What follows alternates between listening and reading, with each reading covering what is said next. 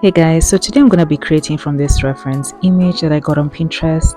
And if you're new here, please remember to like, subscribe, and turn on the notifications. If you've been here, thanks for coming back. And I hope you'll enjoy the video as much as I enjoyed creating it. And as I said, I'm going to be creating from this image. And usually I try and recreate my own image into my own art style, but it's been a while since I recreated almost close to the image, and I wanted to see if I still got it. So especially since I'm creating from Procreate, I'm using my iPad with an iPencil, and yeah, it's good to keep on practicing and seeing if I still got it. So I'm just gonna do a time lapse as I always do, and I'm gonna cue the music as I usually do. So enjoy the rest of the video, stick around, and let me know what you guys think towards the end of the video, or rather at the comments down below as you watch to the end of the video.